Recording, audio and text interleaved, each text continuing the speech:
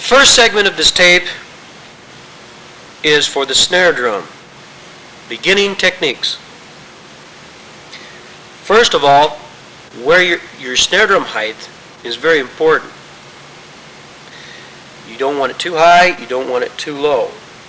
A good way to judge this is find your belt line, your waist, and about 2 inches below there. And that's where you set your drum height. And that should be just about right. Should be comfortable. Okay. Now, as far as the grip, divide the stick into 3 sections.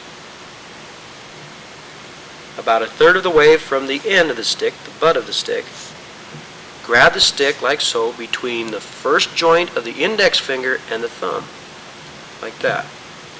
That's called the fulcrum, and that's where the stick pivots. Put the rest of the fingers around the stick like so. Turn the stick over. The end of the stick should be right there. If you can see that, where the skin is right there, you can see the skin move. Now you want a firm grip, but not a tight grip. If your knuckles turn white, it's too tight. So hold the stick firmly. With the other hand, do the same thing. Grip it between the index finger and the thumb, the fulcrum, with the rest of the fingers around it. Turn the stick over. Put the tips together. That is called the matched grip. Both hands look very much alike. Now, what you want to do is make sure that both sticks and your fingers look exactly the same. So you adjust that. You adjust the stick. If it's not quite right, you can see where I'm adjusting the stick in the right hand, then adjust it back.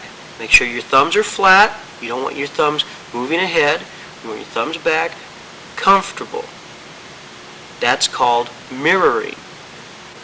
Okay, now if that's done, turn your hands over, tips together. Keep the sticks at approximately a 90-degree angle. Make sure you're not too close to the snare drum. You might back up just a little bit and extend your arms.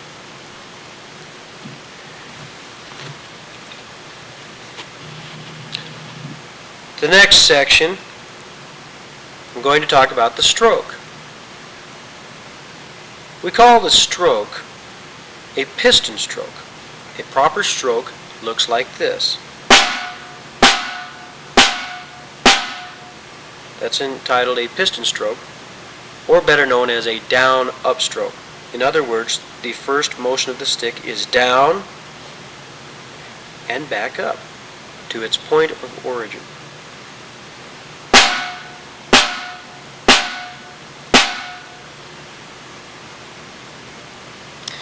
Okay.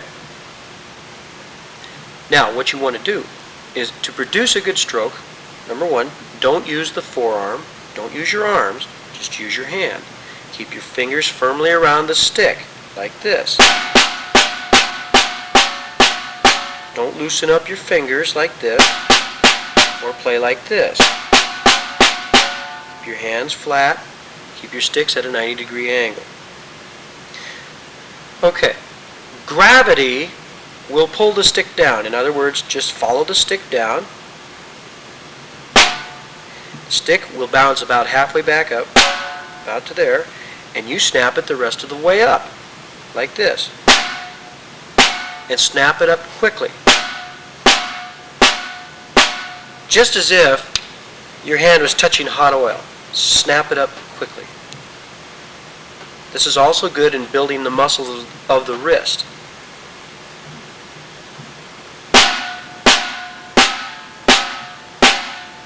Okay.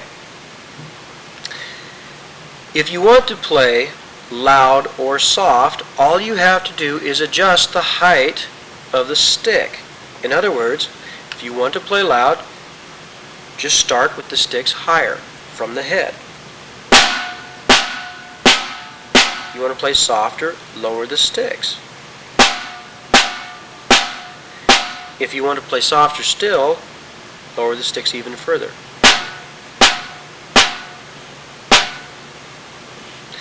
A simple equation. Volume equals stick height.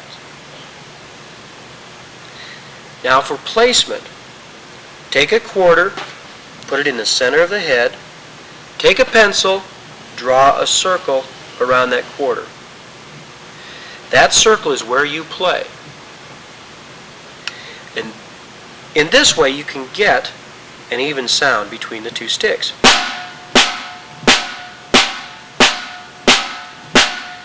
Now, if both sticks don't hit in the same place, you might get a variety of sounds.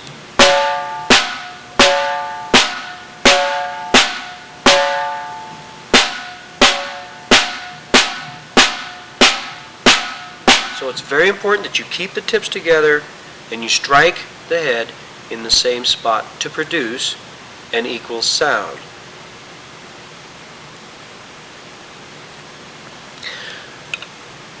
Okay, rudiments. We have three basic rudiments. The first of these is alternated sticking. This includes all single stroke and double stroke combinations. Single strokes are combinations of right, left, or left, right. Doubles are any combination of right, two rights, or two lefts. When you combine these, you have alternated sticking patterns.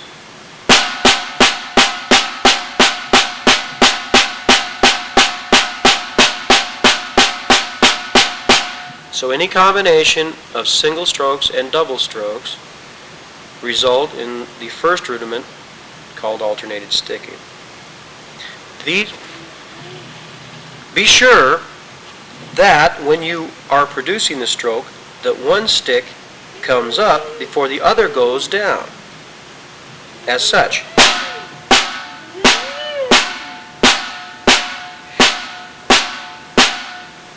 It's very important. This is called proper form, so always remember that form is imperative in producing a good sound on the snare drum. The second rudiment is the flam, or grace note. And this is produced by both sticks striking the head simultaneously, one with a soft stroke and one with a loud stroke.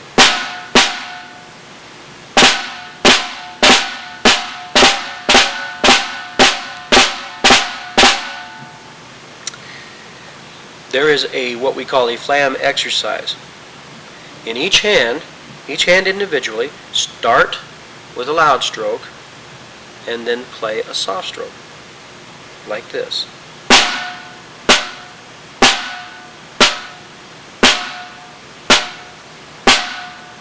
Now when you play the soft stroke, be sure you snap the hand up. When you go down, you have to hold the stick close to the head to play the soft stroke. And after you play the soft stroke, be sure you quickly bring the hand up back to the original position.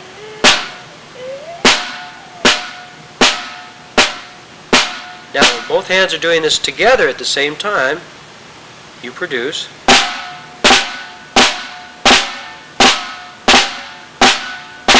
flams.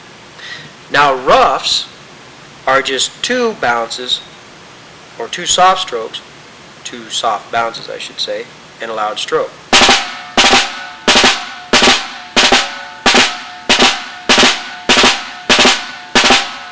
The concept is still the same. The form is still the same. The last rudiment, and the one that most people have the most problem with, are the rolls. We use what we call a roll bass to teach students how to play the roll. First of all, begin by playing a series of 16th notes, alternated. 1E and a 2E and a 3E and a 4E and a.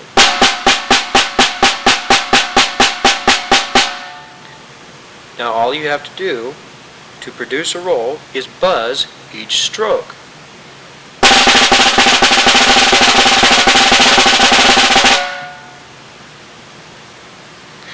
Now, the rudimental roll, the open rudimental roll, two bounces in each hand, as such.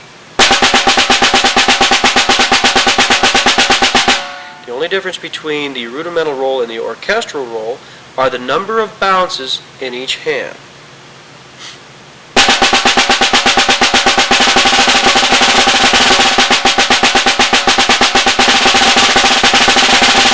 Now, a simple roll exercise where you play strokes and combine both rolls starts like this.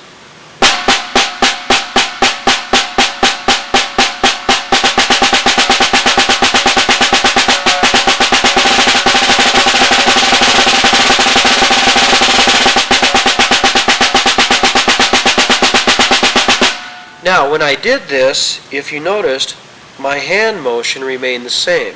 In other words, to produce a stroke, I only move my hand down once. And when I had the bounces, watch my hand motion.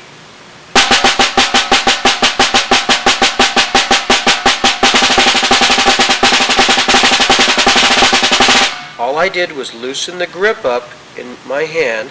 I loosened the fingers up to let the stick bounce. That concludes the 3 basic rudiments on the snare drum.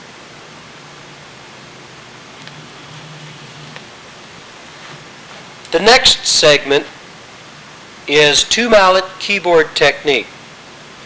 This technique is good for the xylophone, the marimba, the vibraphone, bells, or any other keyboards that you would play. To begin with, the grip is exactly the same as we did with the snare drum. Grab the 2 mallets between the first joint of the index finger and the thumb, put the rest of the fingers around it, turn your mallets over. Now it's a good idea to remember to keep the mallets, the tips together, and keep them at approximately a 90-degree angle, even a little bit wider, say a 110-degree angle. Now it's very important where you play on the instrument. If you don't play in the same spot, you definitely get different sounds.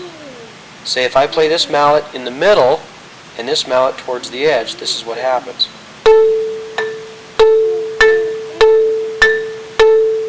What you want is an even sound. Now, if you notice, the strokes are very similar to the snare drum. It's a down-up stroke or the piston stroke. Snap the mallet up quickly.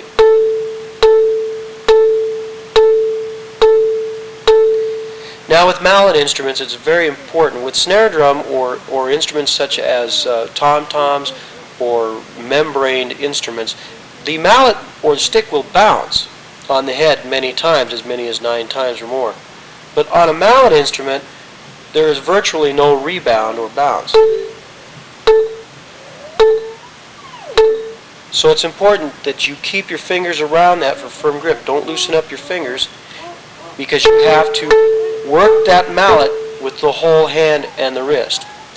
As with the snare drum, don't get your arm involved.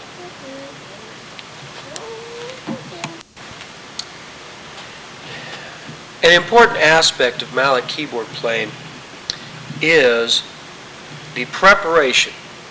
This is why we learn the stroke the way we do on snare drum. We need to play away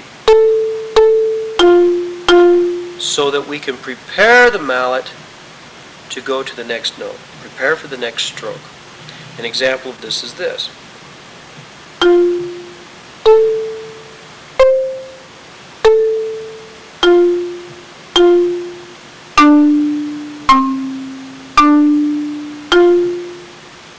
Now, if you noticed, there are 2 different ways to make a stroke motion or preparation.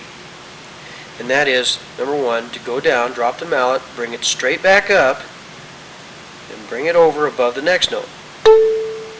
And so on. This is what we call a square motion. Now, what we want to do, though, is we want to move above that note quickly. We want to cut that motion in half, thus cutting the time in half, the amount of time it takes to go from note to note. By doing this, let the mallet go down, and bring it right up at an angle, right above the next note.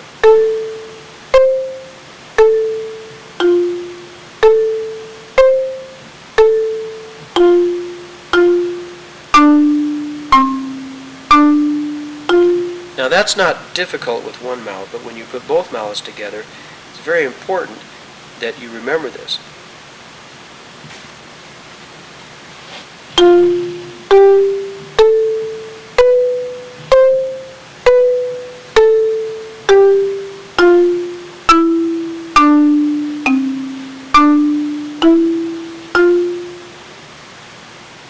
Okay, so you can see where this motion is very important. We call it a preparation.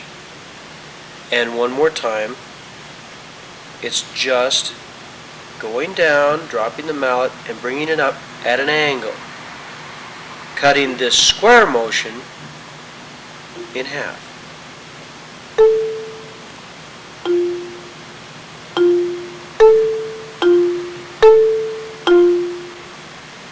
This will be the most important factor in having the ability to play passages at high rates of speed. Now rolls. Rolls on the keyboard. What you want to do is start up high and play in the same spot on the keyboard. Same spot on the key. You want to get an even sound. Now if you notice, these mallets go down, but when they come up at somewhat of an arc. There's an arc here. Now, if you don't bring the mallet up, as in snare drum technique, if you don't bring this mallet up quickly and get it out of the way of the other mallet, they will run into each other. Like that. So it's important that you get each mallet up out of the way.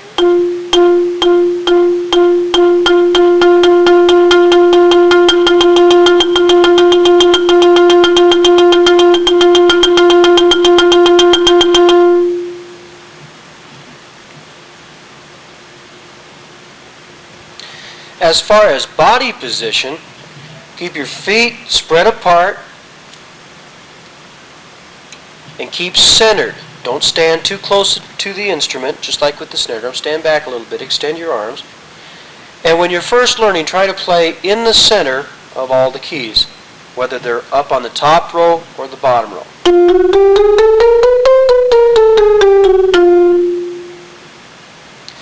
And try to play in the same spot as much of the time as possible.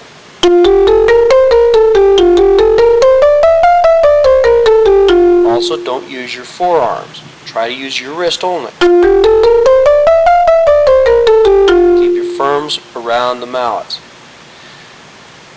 And more on keyboard than anything else, we don't use doubles that much. In other words, combinations of left, left, and right, rights. We use alternated sticking almost all the time.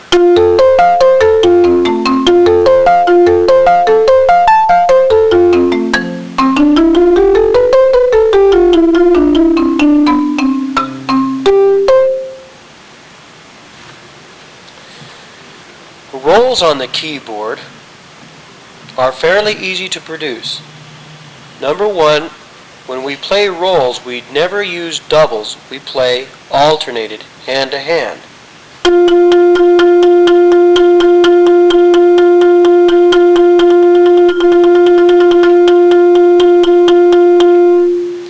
We use a series and exercise, quarter notes, 4 beats of quarter notes, 4 beats of eighth notes, 4 beats of 16th notes, followed by 4 beats of eighth notes to produce a roll and get used to different speeds.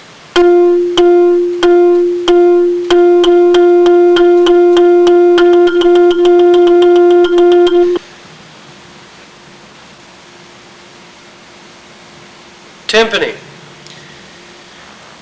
First thing I'm going to talk about is how to hold the mallets. Number one, extend your hand like this. Place a mallet in the hand towards the end of the mallet. Put your fingers around it just like you would hold a snare drum stick and turn it with thumbs up. Now what I'm going to do is show you the difference between the different grips. This is the French grip where we hold our elbows out somewhat like this. We hold our hands close together. Both sticks are somewhat parallel. like this. Also with the French grip, we use the fingers quite a bit.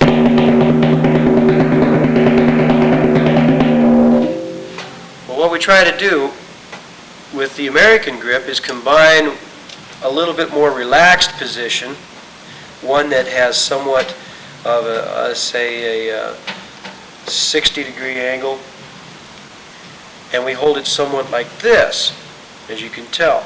Instead of parallel, we hold it somewhat like this.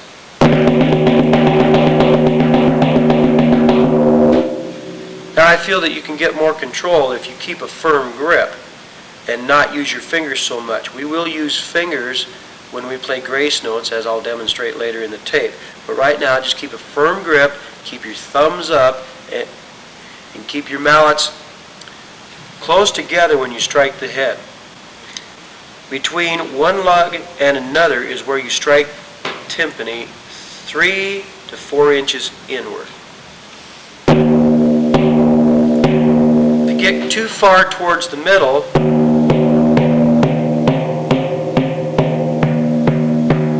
it tends to muffle the sound. You want as much ring out of the timpani as possible. Now, if you play too close to the edge,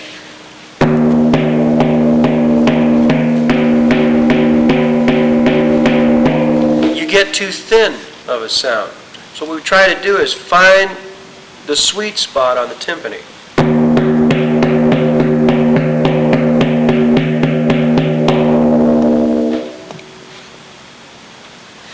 Okay.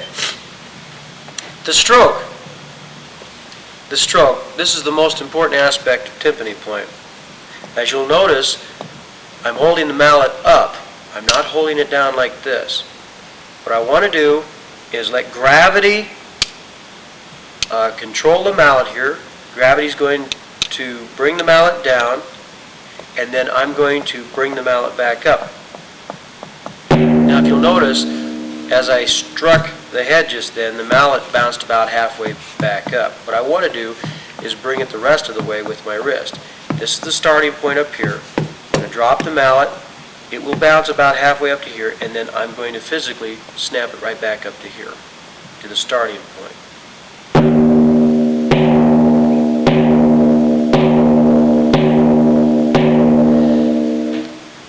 Now, it's important that you get the same sound with each stroke on the timpani. It's very difficult to do, but it is one of the most important aspects of timpani playing, to get an even sound. We don't want unevenness, such as this.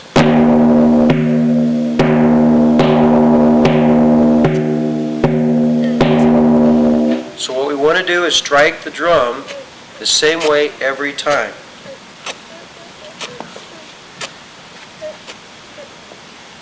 Alright, what I'm going to demonstrate is an exercise that you can use to warm up with. I'm going to play 4 beats of quarter notes, followed by 4 beats of eighth notes, followed by 4 beats of 16th notes, and again followed by 4 beats of eighth notes, and then I'm going to start with the other hand, such as this.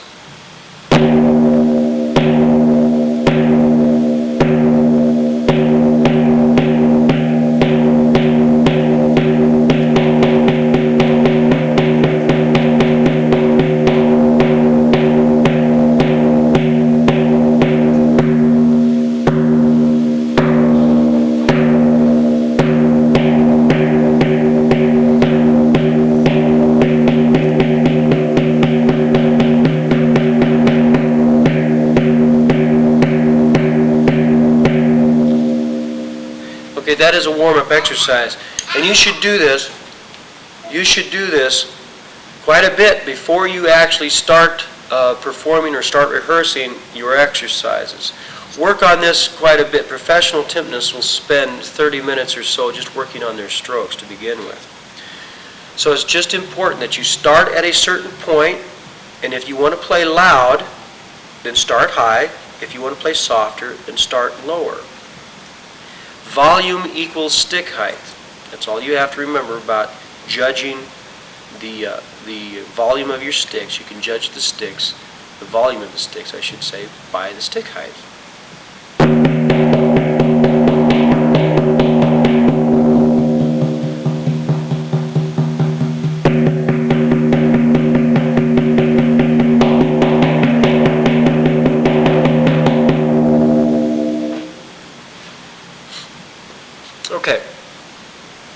next thing I would like to talk about is the roll.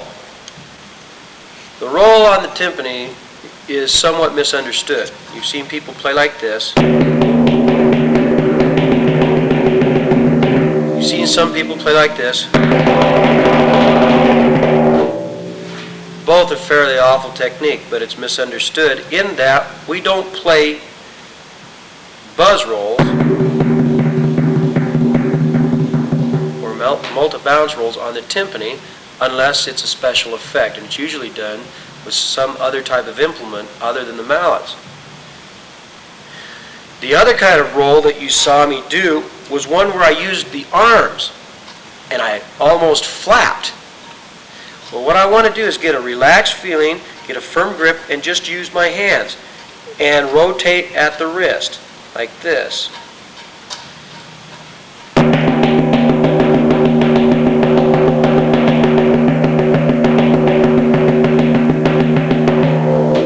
Now, a smooth roll is one where the strokes are even.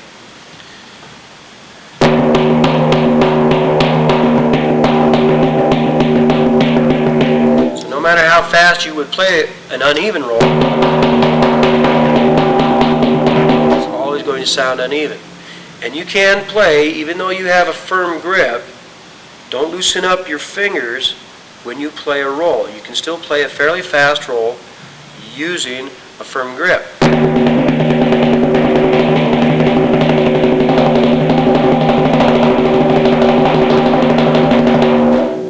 Okay.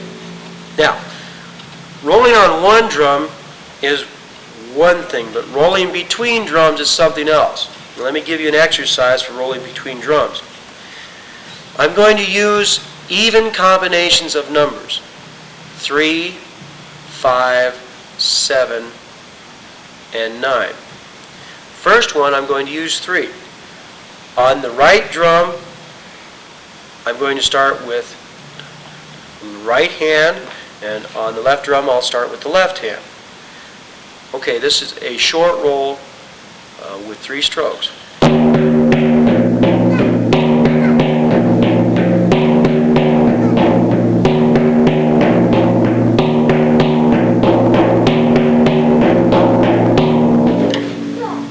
Faster.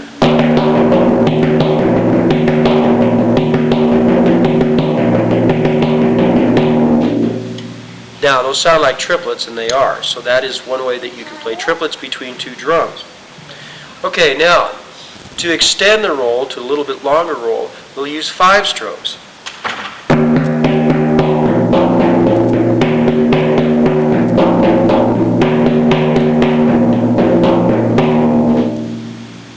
Faster.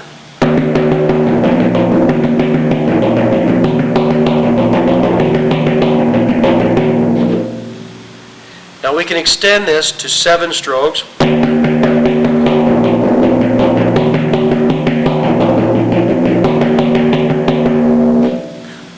And we can also extend it to 9 or even more. But what we're really after is a smooth movement from one drum to another, and trying to go left leading with the left hand or go right leading with the right hand. So if you have a long roll, for instance, and you have to roll between 2 drums, from one drum to another and then back, this is one way we can do it.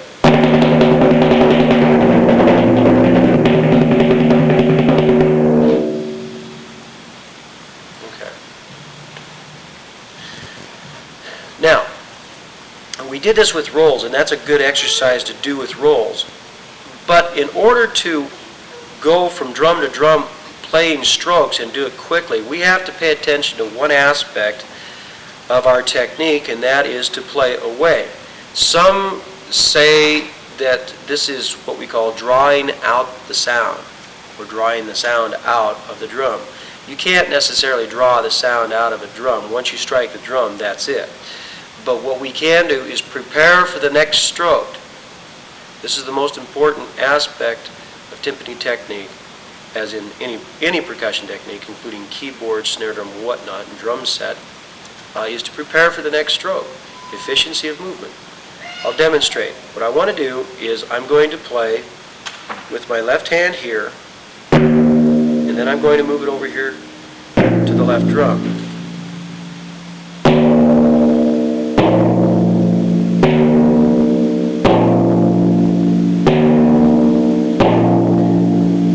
Now, if you were watching really closely, what I'm doing is most people play with a square stroke.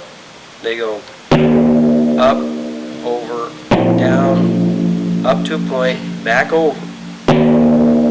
Basically at 90-degree angles. What we want to do is cut that angle off, go down, and at the same time, let me go back here. We're combining two movements here. We're combining a stroke with the wrist, rotation of the wrist, with the movement of the arm. Now in the first stroke that I showed you, the square motion like this, we're separating the two movements. We have the wrist movement that brings it up, back to the point of origin, and then the arm moves it over to this point. Vice versa. Now, what I would like to do is combine both motions and cut the motion in half, the overall motion in half, by coming down, and at the same time I bring my wrist up, move the arm.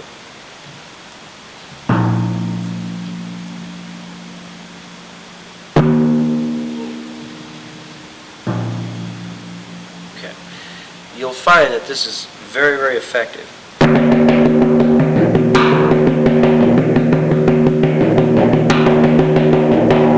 Especially when you have really fast passages. Okay, now if both mallets do that, you can practice that between both drums. Okay.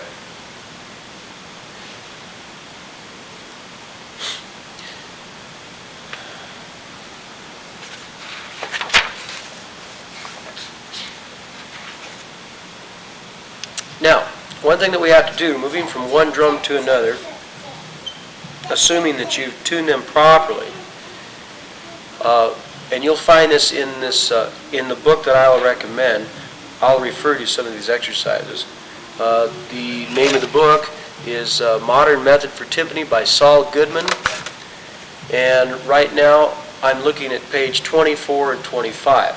And what I'm going to talk about is basically the stick movement from one drum to another. We have to be very careful. One thing we want to remember about timpani, we want to alternate our sticking as much as possible. So I'm going to play exercise 5.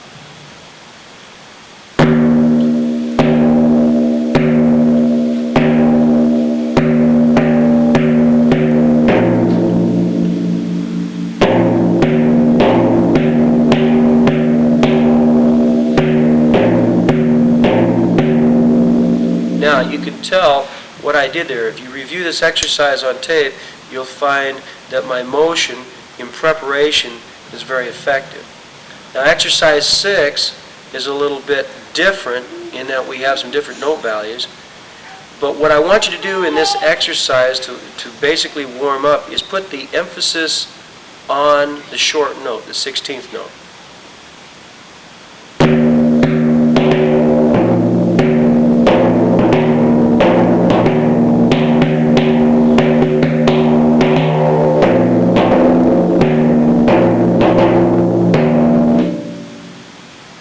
What I want you to do is put the emphasis on the short note.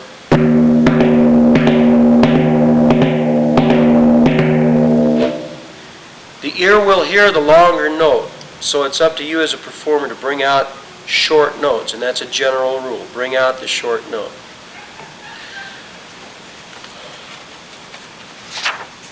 Okay, different types of strokes. Cross-sticking. And what I'd like to do is, if you will take a look at page 37, these crossbeat types, Mr. Goodman has used 16th notes, and what we try to do here is we're trying to maintain the alternated sticking.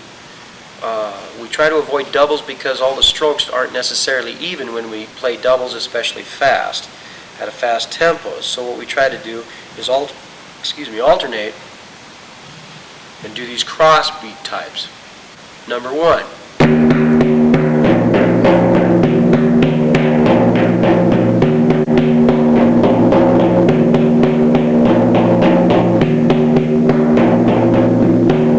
Now play these very, very slowly, and there's something to remember about cross-sticking.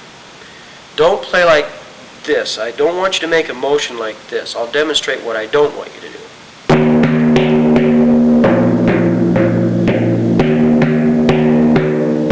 See how my hand turned over? What I want you to do is this. I want you to play slowly and actually lift the whole hand over.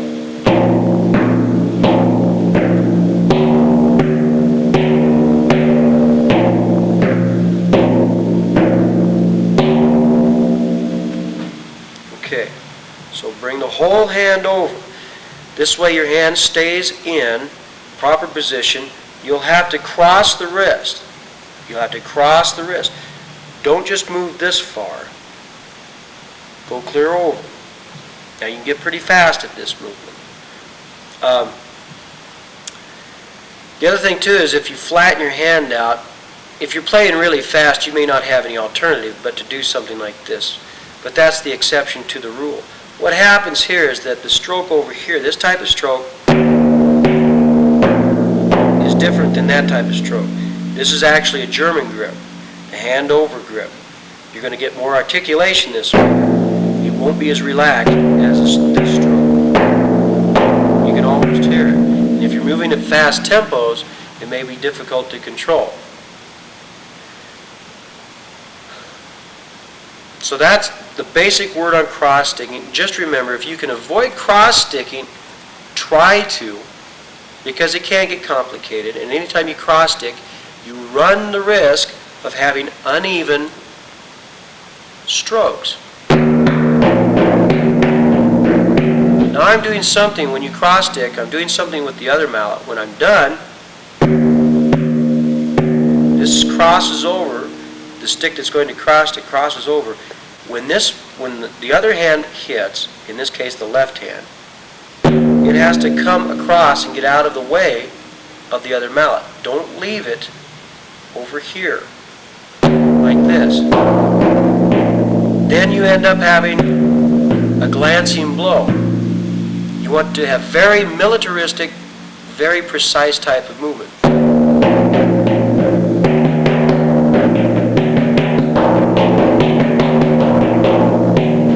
Problem is, that's fine when you play slow, but as I just demonstrated, as you pick up tempo, you may not have any choice. It just may not be physically possible to get that stick across there. But when you're practicing slow, try to get the mallet underneath and out of the way of the other mallet. Okay, enough on cross stick.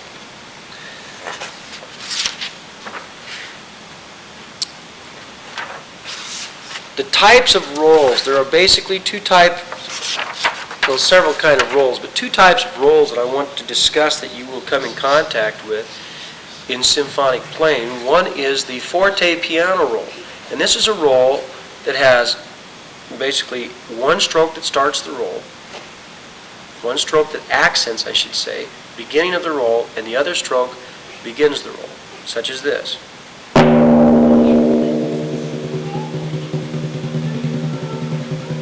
One more time.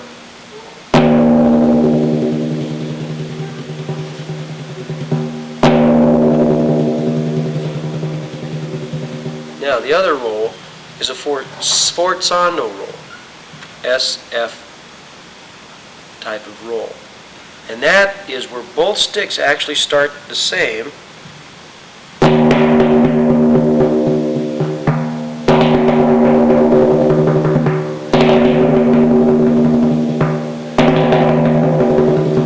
Now the importance here is to get an even beginning with both sticks on the roll. This is a longer type of accent, very effective though.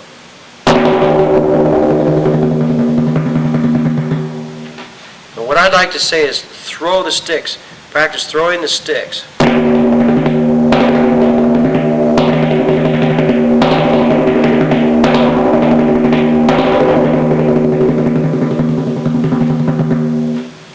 Okay, now more on rolls. Remember, the larger the drum, and the lower the pitch, the slower the roll. Example. What you're after is the tone, the pitch. Let me try it on this drum. I'm going to pick a very low pitch here. Now if I roll too fast, I get a real wappy sound. What I want is a very even, very smooth sound, as smooth as I can. And what I have to do is you can almost see the vibration of the head. And I'm going to roll and try to synchronize my roll with the vibration of the head. So for very soft passages where the pitch is real low, you can roll rather slowly. Now as the pitch rises, the roll will pick up, but only to where you can get a smooth, even sound. You don't want that wappy sound.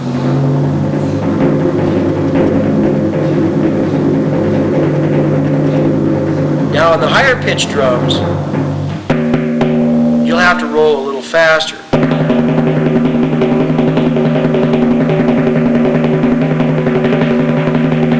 You still want to try to attain an even roll and a smooth roll, volume-wise. Now, on the very high drums, you're not going to get much sustained pitch, so you will have to roll very, very fast.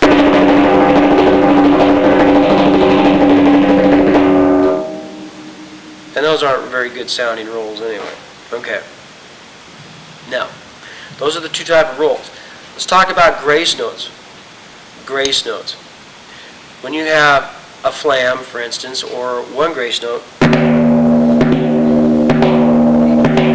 unlike the snare drum flam, where it's actually a very soft note and a large and a loud note combined, like that isn't the case here. This is why we call them grace notes and not flams.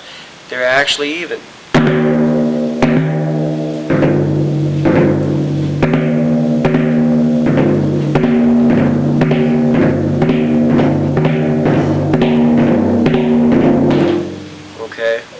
With a little emphasis on the main note, but not a flam. Both strokes are usually even. Now, for more than one grace note, use alternated sticking patterns. We don't use roughs, like on snare drum. For instance, two grace notes. We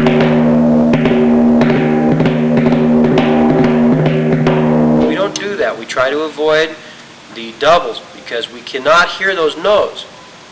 With these sustained, long sustained pitches that timpani have, the ring of the drum itself negates clarity for these kind of double bounce rolls. So we have to alternate two grace notes.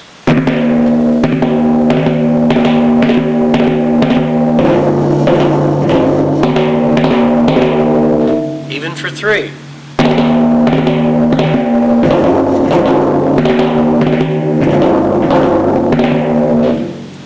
Now, I'm doing something else. This is where we use the fingers.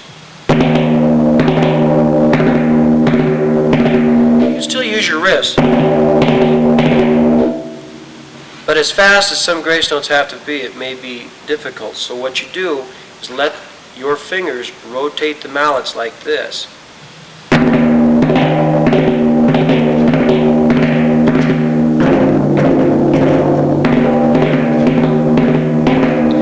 And for even faster groupings of grace notes like 4, for instance,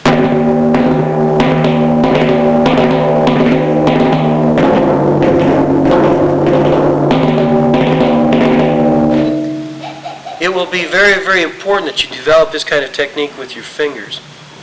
But for the most part, you can do almost everything that you have to as far as rolls or strokes with the wrist. Now, I will refer to this particular book. This is the only text that we'll use. And I will refer to these as we go along. It's important that you start with 2 drums and develop the techniques well on 2 drums. Then you progress to 3 and then to 4.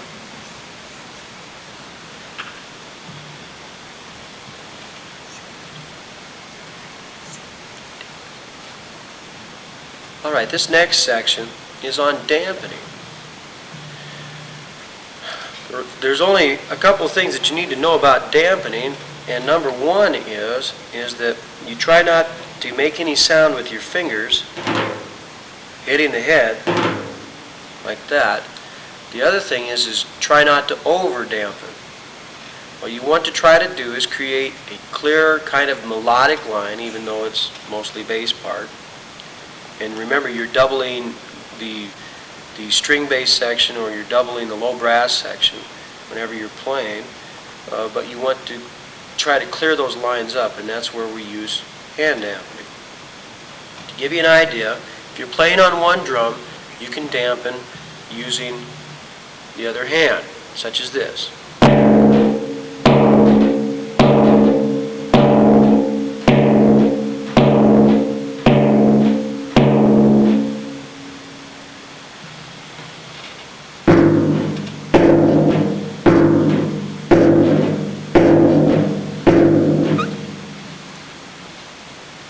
Now, if you're going between drums, you can practice that way, just using one hand. And for the most part, this is the method: striking with one mallet, dampening with the other hand. That is a method that you'll be able to use most of the time. But with fast passages where you have to have clarity of lines, you may have to dampen back and forth between the hands.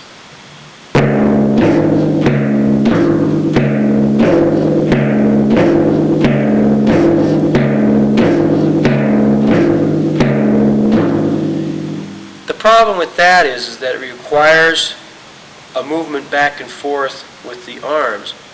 You need to be able to still strike in the proper spot and still move the hand forward to dampen, coming back, striking in the proper spot and dampening. Be careful not to play in the wrong spot. Now, the other important thing about dampening is that you want to dampen simultaneously as one mallet strikes the other drum, such as this.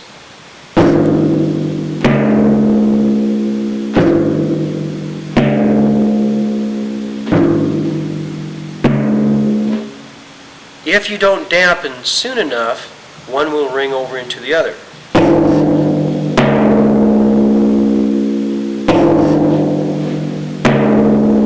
That. If you dampen too soon, you create a disjunct line.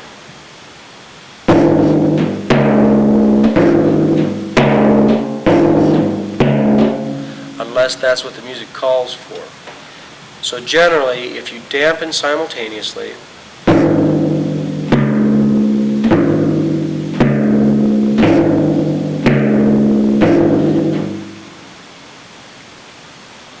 that will help, and those are basically the general rules of dampening. Try not to put things like silicone or wax or baby powder on your fingers, because the residue that you leave on the drum head will actually dampen the ring of the head and muffle it somewhat.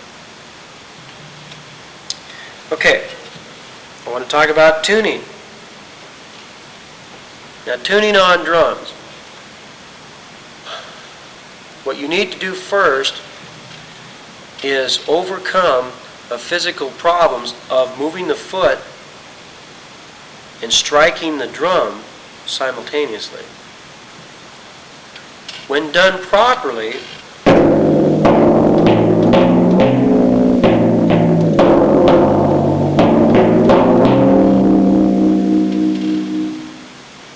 sounds just fine, but done improperly, you get that gliss or slide between notes, kind of a slur, and we don't want that unless it's called for. So what we want to try to do is strike at the same time as we move our foot.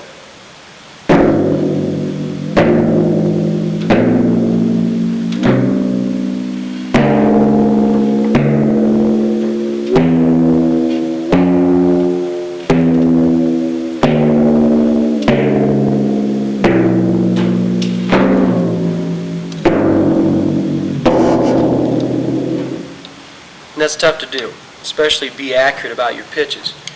Now, one way to become more accurate with your pitches is, first of all, if you sing solfege, the do, re, mi, fa, sol, la, ti, do system.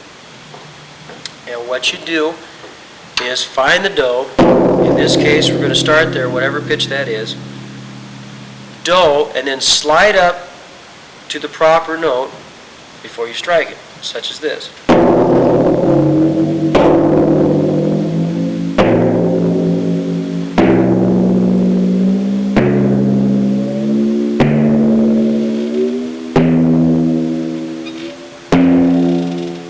And then back down.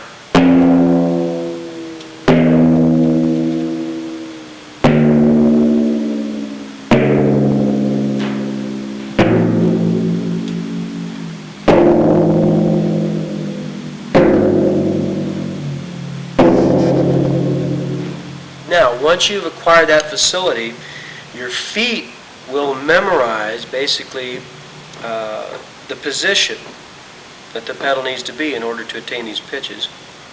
Sing along with it, constantly sing. That will help, especially when you're sight reading or you have to tune between movements. That way you don't have to use a pitch pipe. And as you progress and get better at this, then try to do it simultaneously.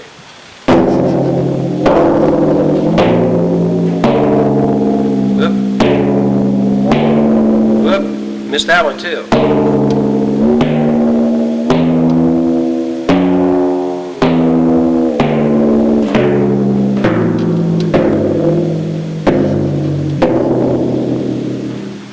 I apologize for my slipping. As I discussed with you on the phone, I have two clutch timpani here, and I'm trying to hold the two clutch mechanisms out while I move, and they slip constantly. And as we discussed on the phone, try to avoid using these kind of timpani at any time. Okay, so those are the general rules and some examples of what you can do to improve your hand and foot coordination. What you want to try to do is be a melodic player. You are a melodic player on the timpani. Try to play melodies. One way to do this is to practice on your own without having to worry about music and reading music. Sing melodies like Mary Had a Little Lamb, for instance. Let's see if we can do this.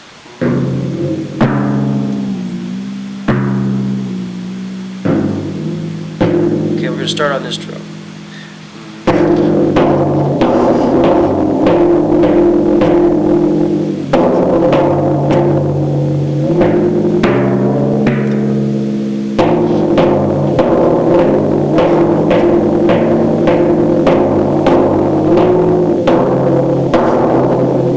That's bad, but you get the idea. So try to do that. Things like Hickory Dickory Dock, Humpty Dumpty, any of the Mother Goose rhymes. They're short tunes, but they will help you get pitch reference in mind, because not only do your feet need to know the exact pitches that they're playing, but they need to know how far they must move in the lower range of a drum to reach a third, for instance. Major third. Now that's quite a move on the pedal, but as you get higher on the drum, you don't have to move the pedal as far. This one's out of tune.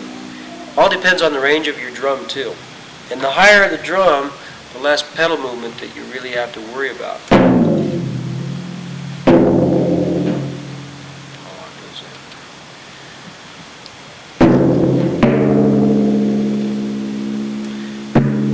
Now, another thing about tuning is try to do this when you can. Once you've tuned your drum, once you think you've tuned them, do, sol, re, fa, sol, okay, do, sol, then strike them simultaneously.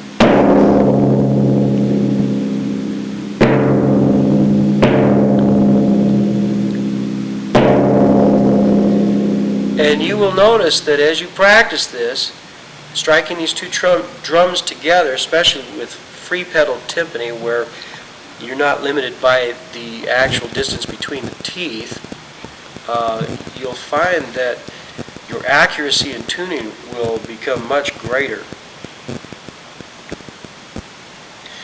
Okay, that pretty much covers those general areas. We'll talk about more specific things as you progress with these methods that I have suggested and with particular pieces.